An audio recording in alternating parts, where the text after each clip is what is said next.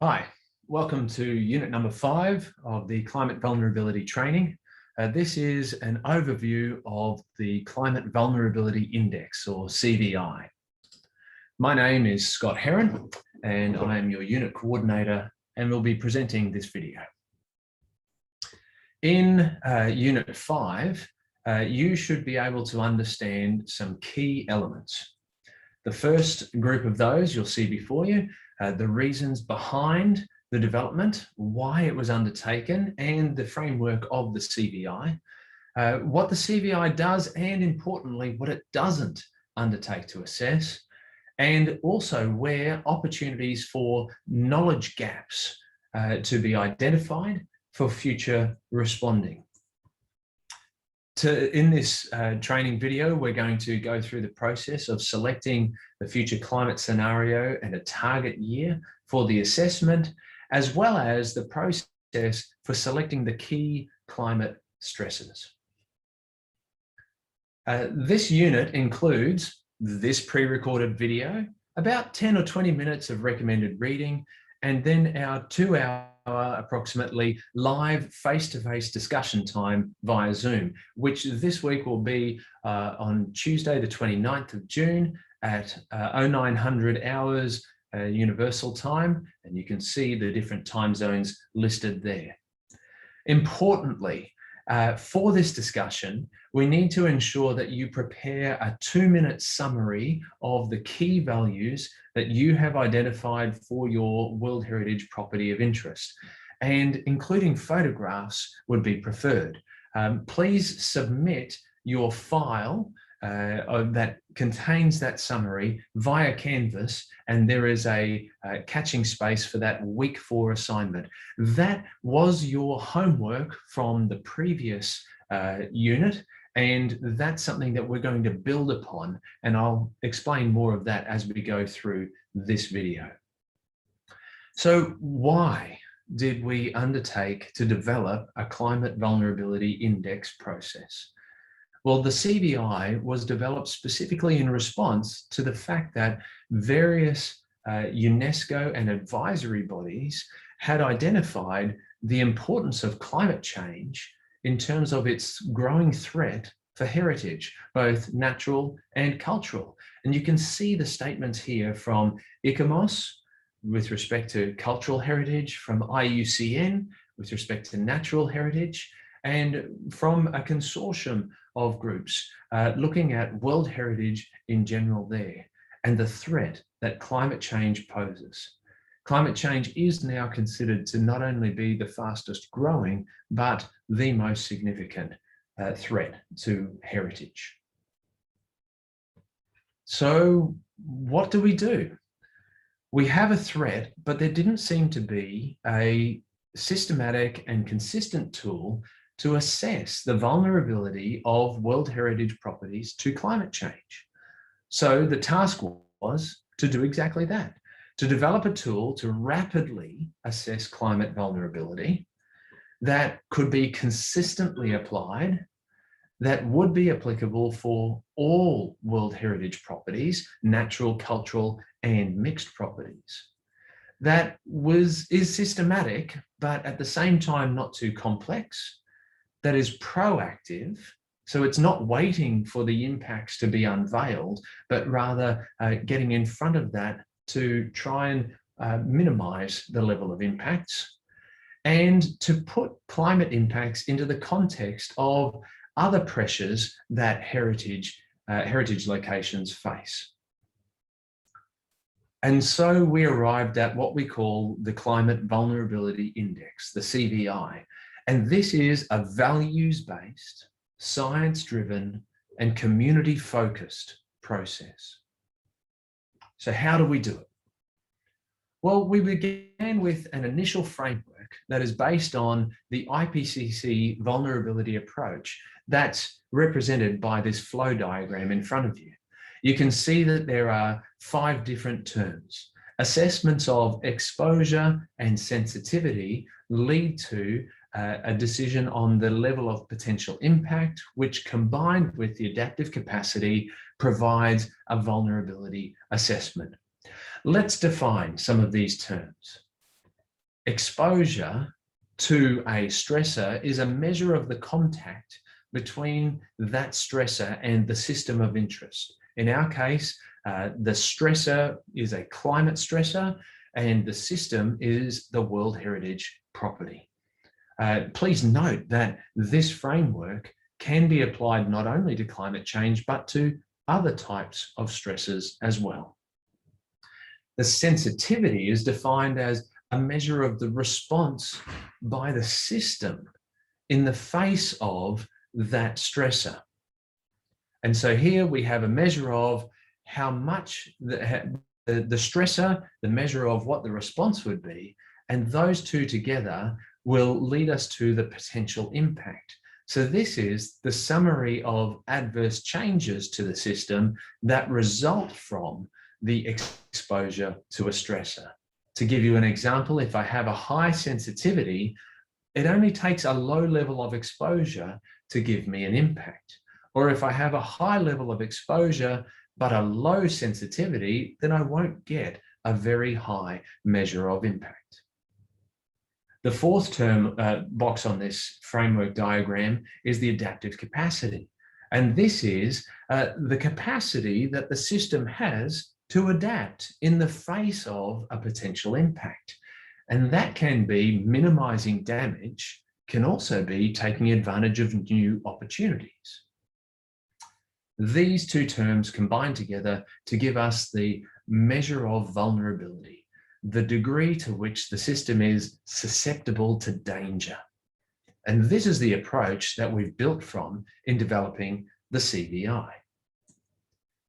In our analysis, we're looking at key climate change stresses. We're looking at the natural and/or cultural values of the property to define the system. And we're considering this vulnerability assessment, the red box at the bottom there, as being a vulnerability of the World Heritage values, the OUV. We do include some modifiers in the approach for assessing the exposure and the sensitivity as we go through to the OUV vulnerability assessment. The second phase of the CVI process uses the OUV vulnerability as an exposure term and repeats this whole framework.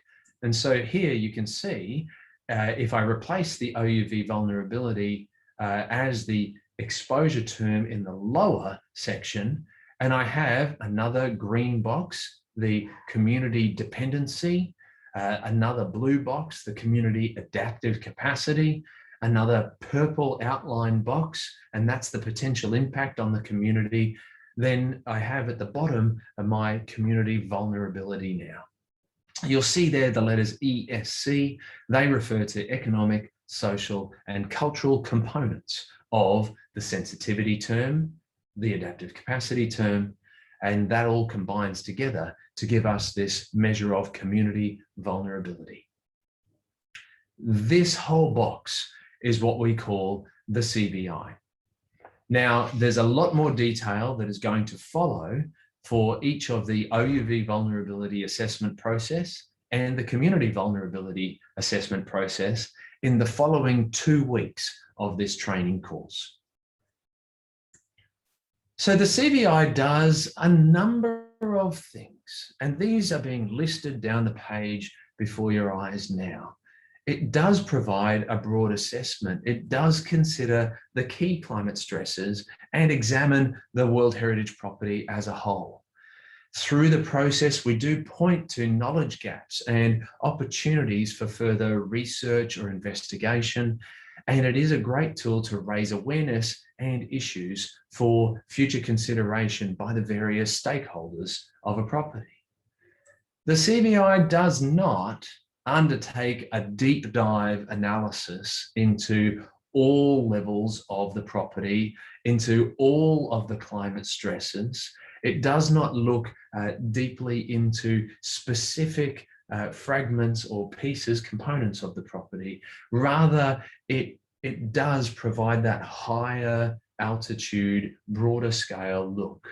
It doesn't have the time to go into the new research areas that might be identified, but it does identify them, and it doesn't provide all solutions. However, the intention again was for a rapid assessment of climate vulnerability, and that is what we adhere to. Now, in week 4 of the training course, we undertook to describe the notions around the World Heritage values and the significant property values. And some of your week 4 homework, as I mentioned before, was to look at these for your particular property of interest. And that's something that we will be continuing to work forwards from as we go through the remainder of the course. It's important here to make sure that we have that clear definition. There are the key values derived from the World Heritage Statement of Outstanding Universal Value, and then there are other significant property values not in that statement, but also important for the property. Herein, we have a first place of looking and saying, are there knowledge gaps? Is there a clear understanding of the differentiation between what is considered World Heritage and what is outside of World Heritage? Is there a clear understanding by various stakeholders, including the site managers, the community around the property?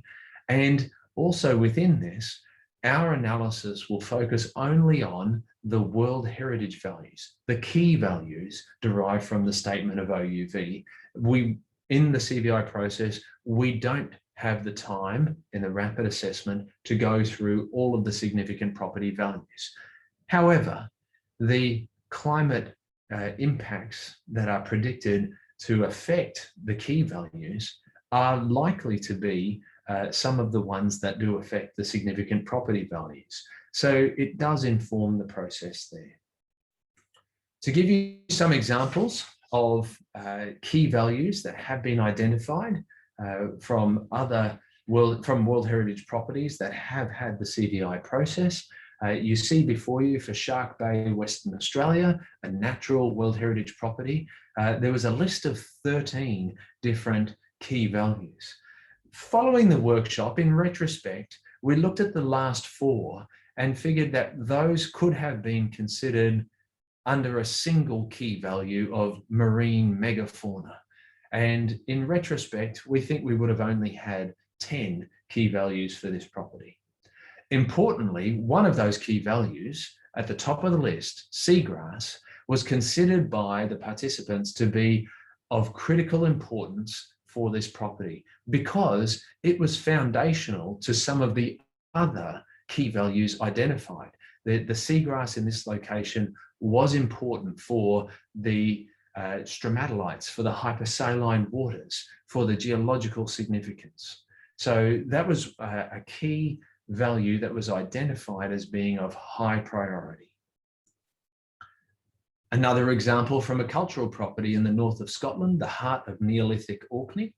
In this one, we had a list of 8 key values, 2 of which, the settlement shown on the lower left image and the Neolithic monuments shown on the right-hand side images, they were considered by the workshop participants to be of highest priority, of greater importance when considering the process.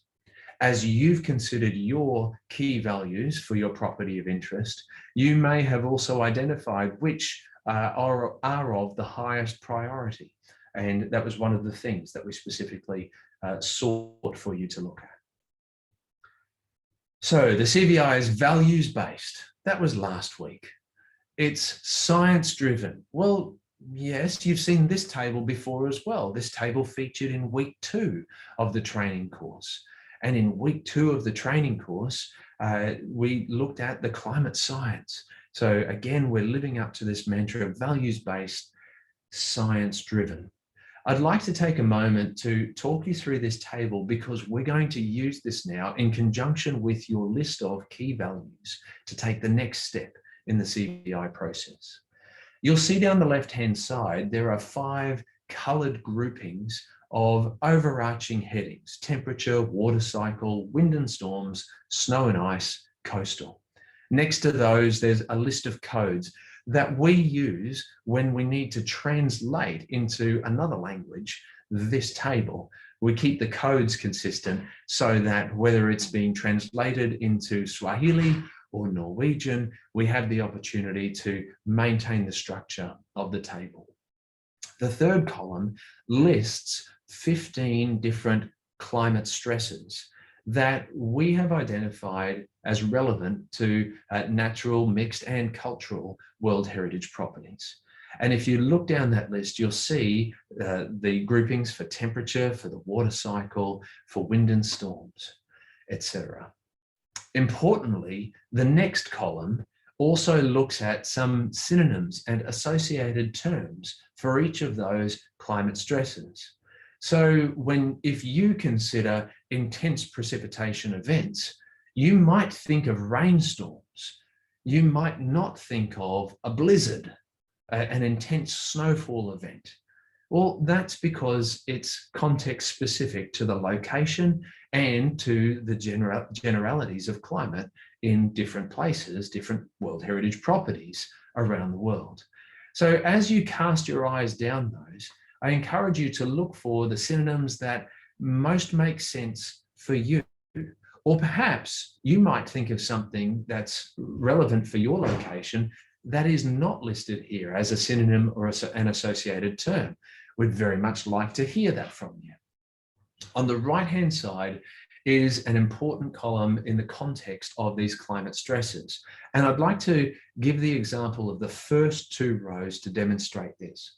Here we have time frames. So we can look to the stresses as being chronic stresses. So that's a long-term change that's occurring, in contrast to acute stresses. That's a very short-term event-based stressor. And you can see that the long-term temperature trend is shown as a chronic stressor, whilst extreme temperature events, heat waves, are shown as acute, short-term event-based stressors. And you can look through and see that there are various chronic and acute designations for the different stresses. That can be helpful for you in the process of understanding what type of climate stressor, which one of these rows am I actually thinking of when I tie this to a specific event. For a coral bleaching event, that's due to an extreme marine heat wave. So that's an acute event. In contrast to a long-term temperature increase in a savanna land, that would be that long-term chronic time frame. So therefore it would be the temperature trend stressor. Now, these points can also introduce some knowledge gaps and in terms of the measure of understanding by various stakeholders of the property, or whether or not people are clear on the delineations between an acute or a chronic, a short-term or a long-term measure of stress. And it may be that some of these climate stresses that are proposed in this list have not been considered for a particular property to ask the question of whether they are relevant. It is of note that this list is not necessarily going to be relevant for every World Heritage property. Certainly the green grouping, the coastal stresses, won't be relevant to an entirely landlocked World Heritage property. And the intention is not that this is a list for every individual property, but this is a list that relates to all properties as a general statement. Again, I come back to that mantra, science-driven. We look at historical observations as shown in the top right diagram, and we also look at future projections as shown in the lower right diagram of these various climate variables, and then link those across to the statements about climate stressors.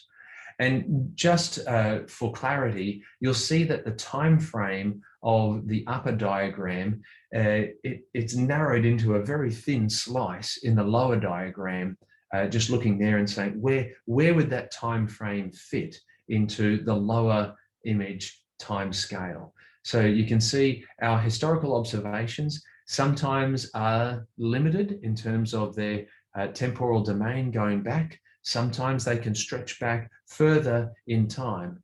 Our predictions going forwards typically go out to the end of this century and sometimes to the centuries beyond. Now, again, we have the possibility of knowledge gaps. How much certainty can we have in our historical information? Do we have high quality measurements of our climate variables? Is there some other data set that we could interrogate to consider that? Is there an analysis that hasn't been undertaken? We can look into the future and say, well, how certain are those model predictions going forwards in the future climate?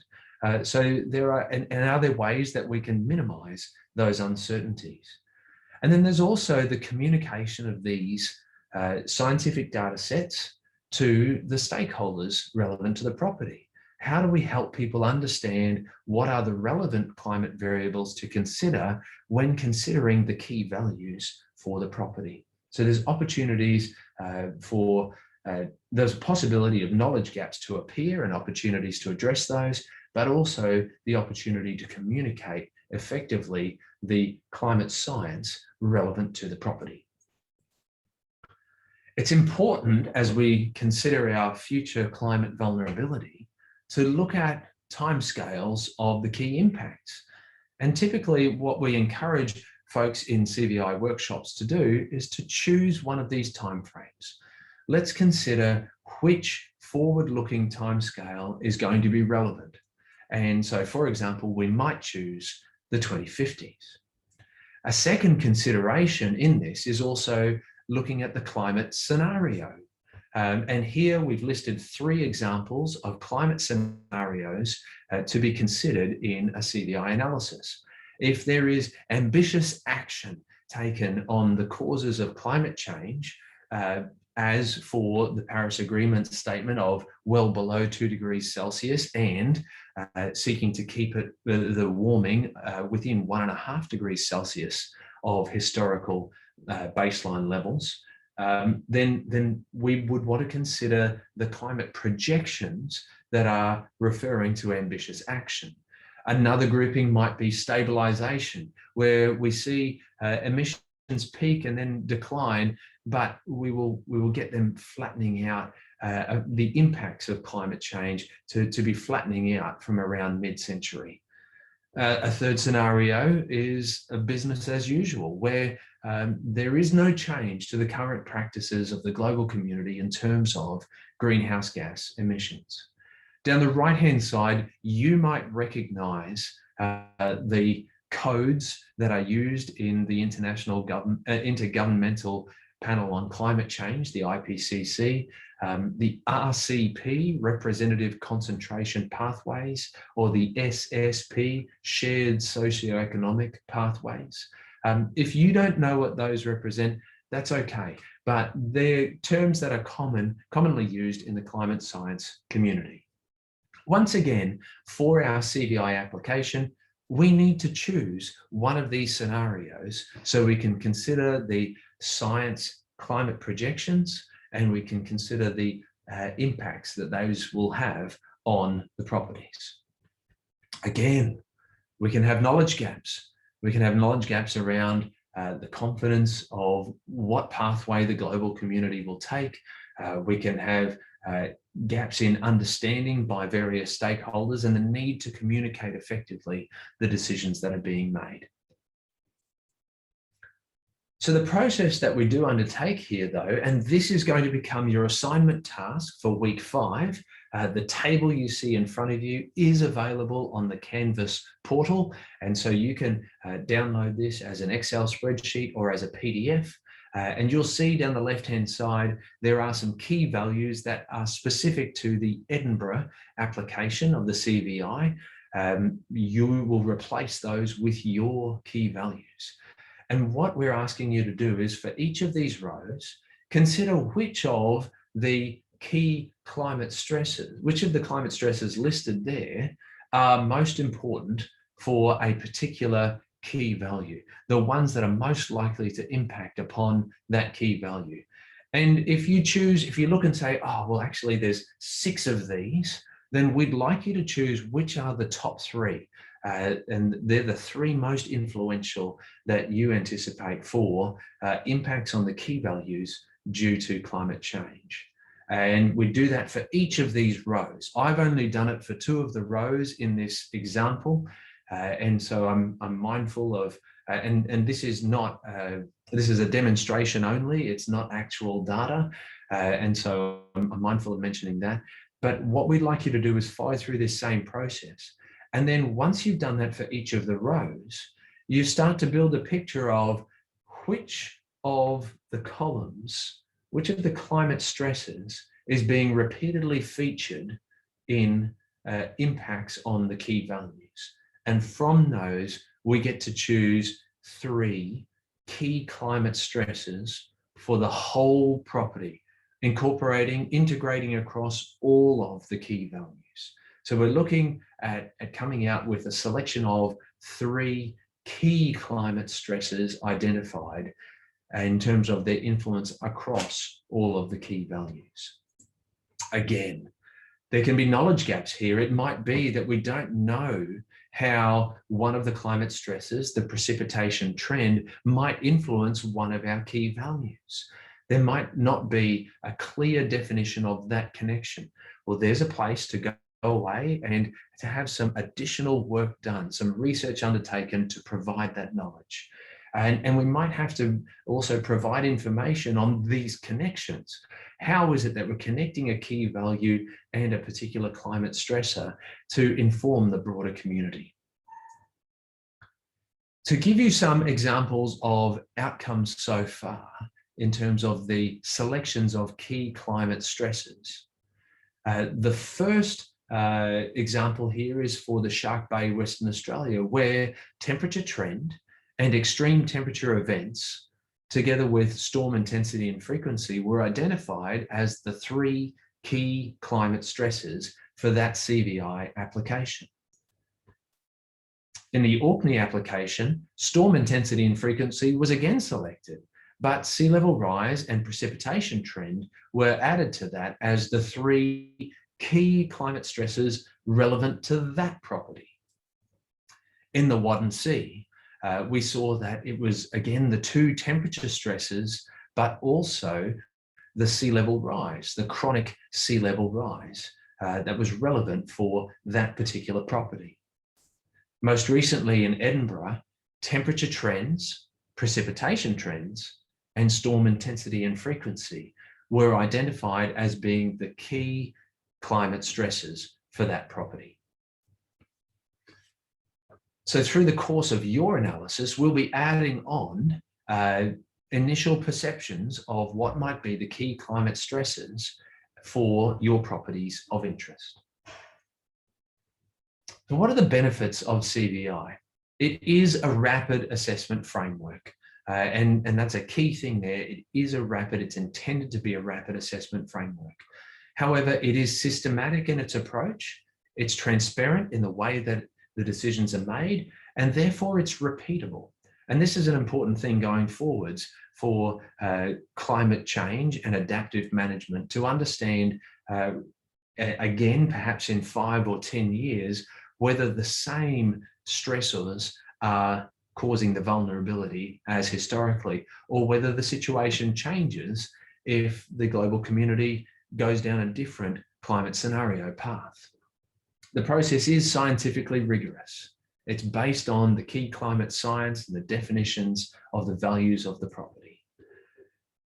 This process will help the World Heritage Committee and the World Heritage Centre understand the implications of climate change in a consistent way across all types of World Heritage property. And it can contribute to the reporting required by World Heritage processes. We have found that it provides an excellent tool for public engagement and raising awareness about climate change.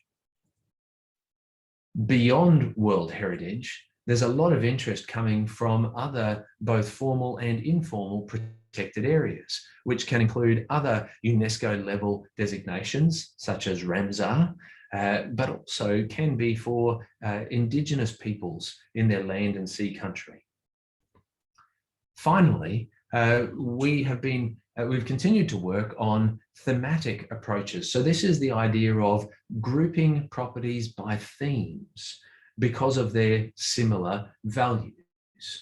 And so here we might say rock art could be one theme group, and we could look at an analysis of climate impacts and climate vulnerability for all of the World Heritage properties that have rock art.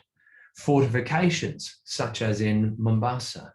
Shipwrecks, we talked about that in terms of Cape Verde. We could look at various other cultural or natural aspects. Finally, I wanted to give you a heads up on the recommended reading for this week and leading into our discussion next Tuesday. For this week, unit number 5, please read the first 4 pages of this paper, which describes the CVI, and it's available for you through the Canvas portal. Finally, thank you very much for watching this video. I acknowledge all of the partners of the project and the funders, and I look forward to meeting with you next week in our workshop time. I'll see you then.